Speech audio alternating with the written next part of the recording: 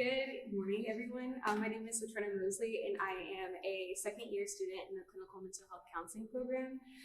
So just to give a quick background about myself, I went to the University of Florida and graduated with an English degree and then a minor in education in family and community sciences. So coming out of undergrad, I did not plan to go into any type of mental health field or anything to do with psychology. I actually taught for 3 years as a middle school teacher here in Jacksonville. And I think at that point is when it really sort of hit me that I would like to become a counselor. I taught at a middle school, like I said, here in Jacksonville, where of course the population was minority students, but then day to day saw a lot of different behaviors from our students that were, sometimes problematic, not only for the school itself, but for their children and each other. Seeing a lot of students that were coming in with, trauma from home, dealing with a lot of different issues within their families. And I felt like I connected to them a lot because growing up, especially in middle school, is when we had a really traumatic event happen in my family that I feel like just changed the trajectory of my life. So being a middle school teacher, saw a lot of myself in them, but then also seeing that they were also dealing with their own issues. And there came a point within our last year, my last year teaching, that we ended up losing, I think, just about all of our counselors, and the kids really didn't have anyone to turn to besides us teachers. So I feel like that was an experience that sort of showed me that we needed more individuals inside of not only just the education system, but within our communities as well, in order to help children and adolescents. So I knew that I didn't want to continue on in teaching, so I started my research into different fields I can go into. Thought about school counseling, thought about school psychology, but then I happened across the website for the UNF Clinical Mental Health Counseling Program. And so in looking and researching, through the coursework and then also the objectives of the program, I really gained an interest and wanted to learn more about the program itself. I joined one of the info sessions that they had throughout the year, got to hear from Dr. Z, who was the program director at the time, and just learned a lot of good, interesting things about the program in general. So I applied in April of last year and got in, and I feel like that was the turning point in my life that I needed. And so that's just about my experience personally with coming into the clinical mental health counseling field. Like I said, it wasn't planned, but I'm truly glad that I am here today because I would say the program itself has made a lot of, I think, good. It has made a lot of good come from just being in the program. So I'm just going to talk about my opportunities first that I've experienced. First and foremost, the personal and professional connections that you make within the program is just amazing. From our professors who are very caring and kind, and who are individuals that really focus on us as students, and not just as students, but as whole people as well.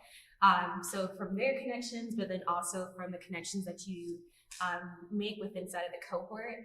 I currently have a cohort of I think 23 other individuals, and I would say that over the course of the year we've gotten really close with one another. We hang out with each other outside of class. There are different things that we do as far as going out in Jacksonville. We also are planning a Thanksgiving, a Friendsgiving event for this upcoming week. So just as a cohort in general, it's not you just meet in class and then you go from there. I would say I've created a lot of lifelong partnerships and connections with a lot of the individuals, which was something I was not expecting at all, but I'm so glad that I'm able to say that because they definitely are individuals that have got me through both the highs and lows of being in a grad program.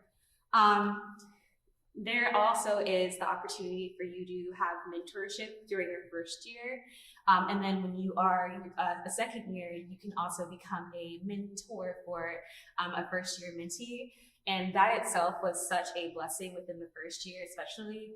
The first year, of course, it's a struggle. I was someone who had not been in school for 3 years. And so getting back into the hang of school and then working as well, it's a little overwhelming. So having a mentor who was there to not only provide me with encouragement, but to also provide me with information that I can use in regards to like assignments and helping me when it comes to like, understanding what a professor expects from this paper, reading over my papers as well, meeting me for coffee just to chat to see how it's doing for like, a check-in.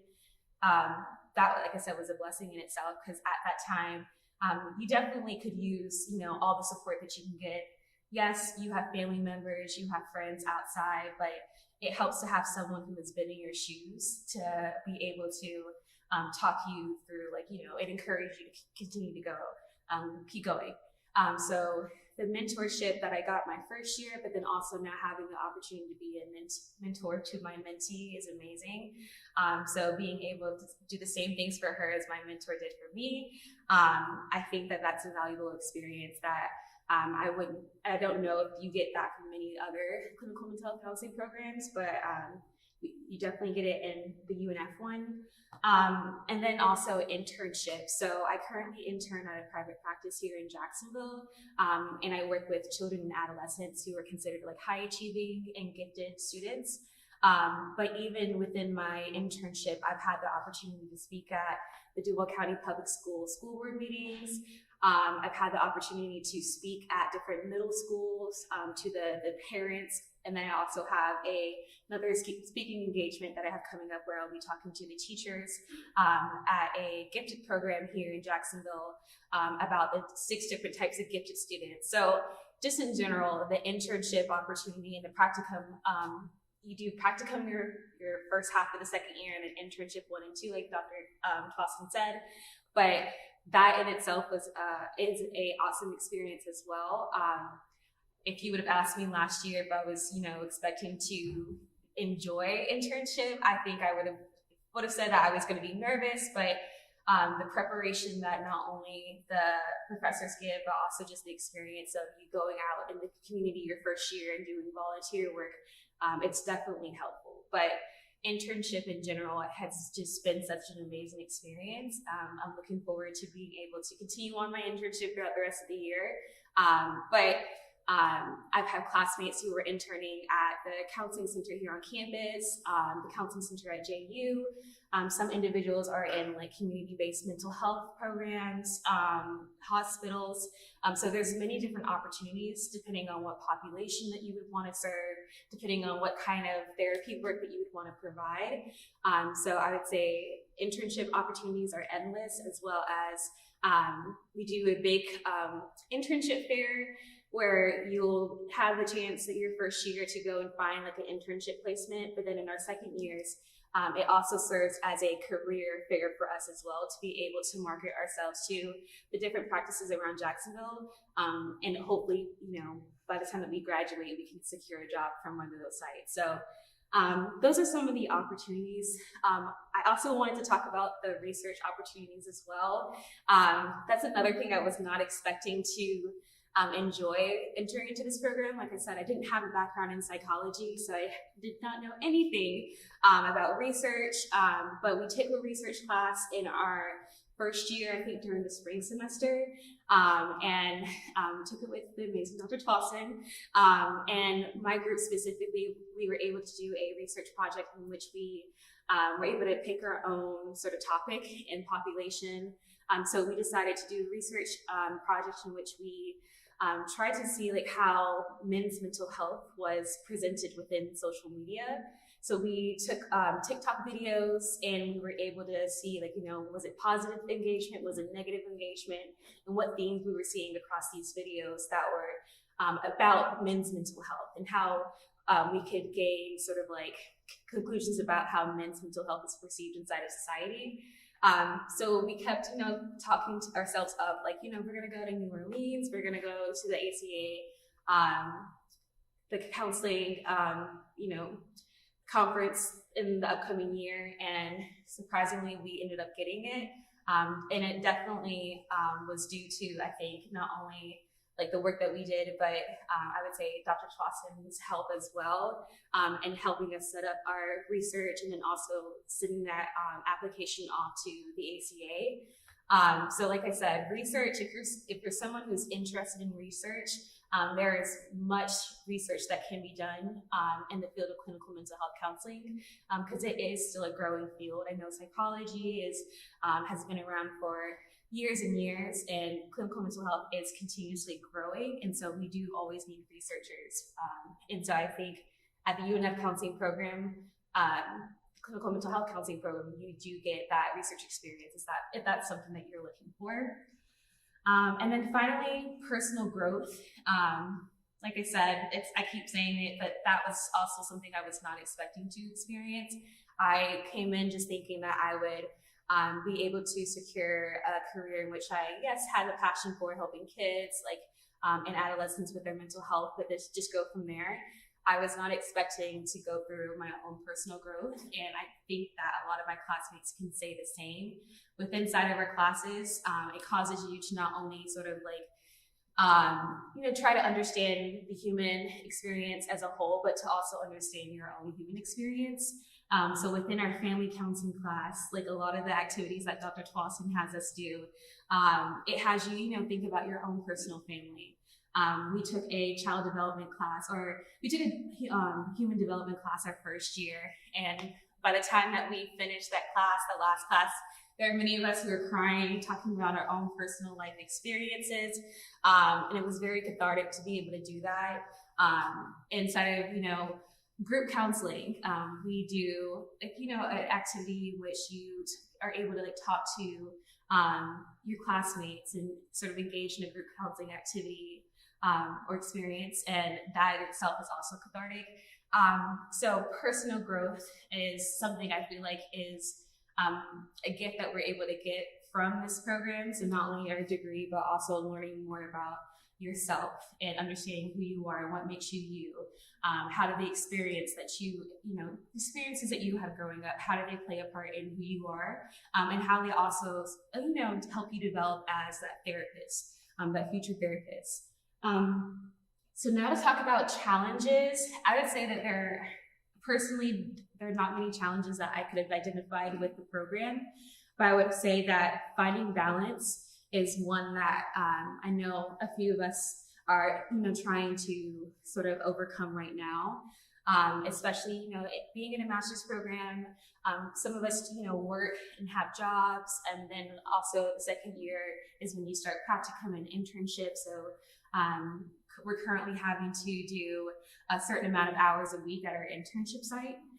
So it's all very rewarding, but at the same time, it can be very hard to find balance. I know, as an undergrad, you can probably be feeling the same way, trying to balance school, balance work, and whatnot. And so I would say finding balance is always going to be something I feel like I've felt in undergrad and graduate. So an individual coming into the program might find that finding balance is something they also struggle with. However, I would say the upside of that is that you have professors who are very, very, very much encouraging about telling you to find your time for self-care. There have been times in which I've gone to Dr. Clausen's office, because she's my advisor, and in speaking about, what I'm going through with, classes and whatnot, she's very encouraging about, reminding me to find time for self-care, as well as the other professors. I've never experienced, undergrad, having professors who were very supportive and also who took the time to actually see you as a whole person. So it's not just about the grades in the program. They're really much concerned about, are you taking time for yourself? There are times in which we, talking to professors, it's something in which they tell you yes, get your assignments done, but if you need to take that time for yourself, they will much rather you do that to be able to find that sense of relief and that sense of losing any sort of stress that you're feeling, to take care of yourself first and then take care of being a student second. And so I feel like just being in the program itself has not only given me an understanding of what it means to be a therapist, but also what it means to be someone who is not only helping others, but is needing to help myself as well. The field of therapy, I feel like, or just counseling in general and psychology, sometimes we fall into the trap of compassion fatigue. And I'm not sure if anyone's ever heard that, but just, giving so much of yourself to help someone else and not being able to focus on yourself and be able to sustain your own well-being. And in this program, I would say I've felt the most encouragement to just take time for myself. So like I said, the challenge is finding balance. But in this program, you have professors and you also have classmates who are going to tell you to take time for yourself. And I've never experienced that in any of my classes before, undergrad and now, or undergraduate. In regards to my professional identity, so going off of my personal experience from growing up, but then also based on a lot of the things that I have learned within the program, I've been able to establish who I am as a person, but then also who I see myself being as a therapist. And that's the goal with the program in general. It's not to just produce therapists who can go out in the community, but to also help you produce your own identity as a therapist, what it is that you believe, what it is that you're trying to do within this field itself. And so based on the theories I have learned, the experiences I have had, I would say that I would call myself an individual who is solely focused on helping people discover who they are and to grow into themselves. You learn about theories within your first year in the program. So some of the theories that I have gravitated towards are the existential theory, the humanistic theory, and then, cognitive behavior therapy, family systems. Those are the main ones that I have, sort of taken with inside of my counselor identity. And I use that within my current practice as a counselor intern at the internship site that I'm at. But my counselor identity is not going to be the same as my classmates, and the same would be for you if you end up joining the program. Everyone's counselor identity is going to be different. Your professional identity is going to be different. So you may have different theories that you tend to adhere to. But ultimately, I would say that, like I said, I aim to focus on the whole person, and I focus on the positive attributes of an individual, as well as the areas of growth that they can, find through their therapy.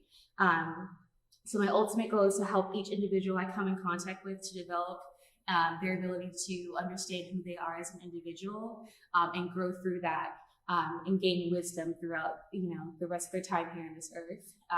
And it's very interesting being able to apply my personal identity to working with children. And it's very rewarding as well. So once you have sort of established your personal identity, you can start using it within the internship. And then, of course, personal identity is always growing. So it's not something that will ever be, solidified even once you graduate. The cool thing about the mental health field is that even once you've been licensed, you can continue to take different certifications and gain, different skills from different certification programs. So just as an example, my second year, I'll be taking electives, but I have planned to go ahead and get a certificate in animal assisted therapy, and try to find some way to incorporate maybe a therapy dog in the future, with play therapy with kids. And so I would say that's another plus of the program, is that you can tailor it to your own interests, especially once you become a second year. But that is all that I had in regards to telling you guys about myself and the program.